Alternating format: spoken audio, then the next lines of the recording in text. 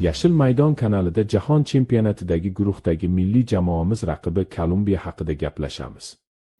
Futbol olamida shunday jamoalar borki, ularning maydondagi har bir harakati ehtiros, tezlik va tuganmas shijoatdan iborat. Bugun biz ana shunday jamoalardan biri, Jahon chempionatida O'zbekiston milliy terma jamoasiga raqiblik qiladigan Kolumbiya haqida gaplashamiz.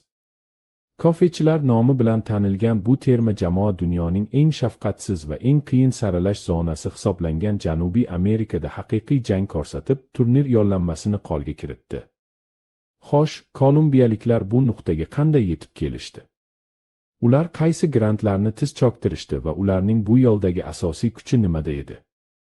Keling, hammasini bir boshdan tahlil qilamiz. Saralashning shiddatli boshlanishi. Janubiy Amerika, ya'ni CONMEBOL zonasi, futboldagi eng qiyin imtihondir. Bu yerda oson raqibning ozi yo'q. Kolumbiya terma jamoasi saralash siklini o'z maydonida Venesuelaga qarshi qiyin g'alaba bilan boshladi. Ilk daqiqalardanoq ular o'zlarining hujumkor va agressiv futbolini namoyish etishdi.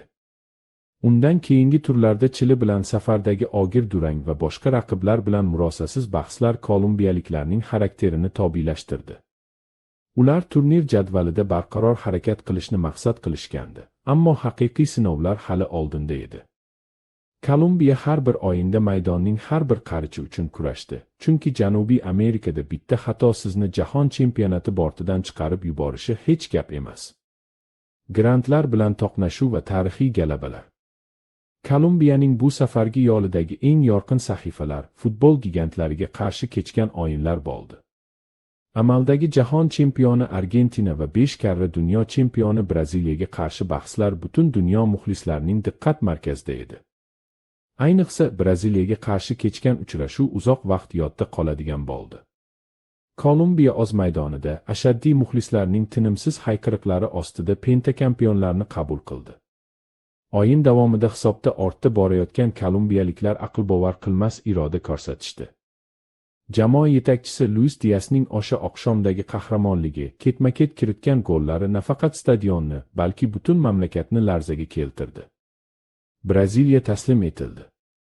Bu shunchaki 3 ochko emas, balki jamoaning har qanday raqibni yenga olishiga bo'lgan ishonchini osmonga ko'targan g'alaba edi. Argentina bilan o'yinlarda ham Kolumbiya o'zini yo'qotib qo'ymadi.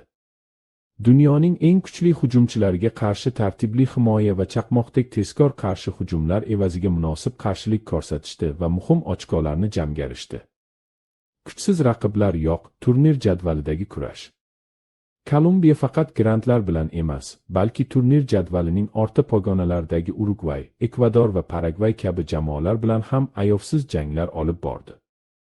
Ekvadorning baland tog'li iqlimida o'ynash yoki Urugvayning jismoniy jihatdan baquvvat futbolchilariga qarshilik ko'rsatish oson bo'lmadi. Ushbu o'yinlarda jamoaning taktik moslashuvchanligi ko'zga tashlandi. Agar kerak bo'lsa, Kolumbiya chiroyli futboldan voz kechib, natija uchun, har bir ochko uchun tish tirnog'i bilan kurasha olishini isbotladi. Paragvay va Chili ustidan qozonilgan ishonchli g'alabalar ularni turnir jadvalining yuqori qismida mustahkam o'rnashib olishini ta'minladi. Safardagi qiyin uchrashuvlardan olingan har bir ochko ularni yakuniy maqsadga, jahon chempionati yo'llanmasiga yaqinlashtiraverdi. Jamoaning yetakchilari va taktik ustunligi. Xo'sh, bu Kolumbiyaning siri nimada? Birinchidan, bu jamoaviy birdamlik. Hozirgi Kolumbiya terma jamoasi faqat bir nafar yulduzga tayanib qolmagan. Maydonda har bir chiziqda o'z ishining ustasi bo'lgan professional futbolchilar yig'ilgan.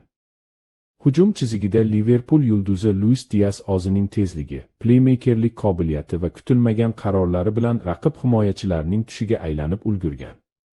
Yarim himoyada esa tajribali va o'yin ritmini nazorat qila oladigan yetakchilar bor. Ular maydon markazini raqibga osongina topshirib qo'yishmaydi. Himoya chizigi esa jismoniy jihatdan juda baquvvat va havodagi kurashlarda deyarli xatosiz o'ynaydi.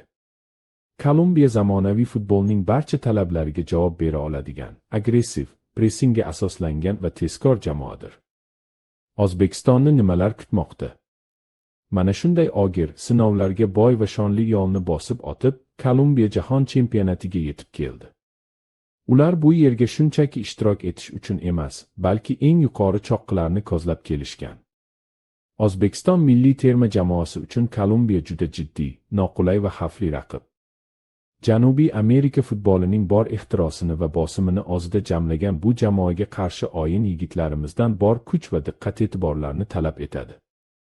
Ammo bu jahon chempionati, bu yerda oson o'yinlar bo'lmaydi va bizning yigitlar ham maydonga shunchaki taslim bo'lish uchun tushmaydi. Kolumbiyaning bosib o'tgan yo'li hurmatga loyiq, biroq maydonda tarix emas, balki o'sha 90 daqiqa ichida kim kuchli bo'lsa, o'sha g'alaba qozonadi. Biz terma jamoamizga ishonamiz va ushbu buyuk to'qnashuvni intiqlik bilan kutamiz. Yashil maydon rivojlanish bosqichida obuna bo'lishni unutmang.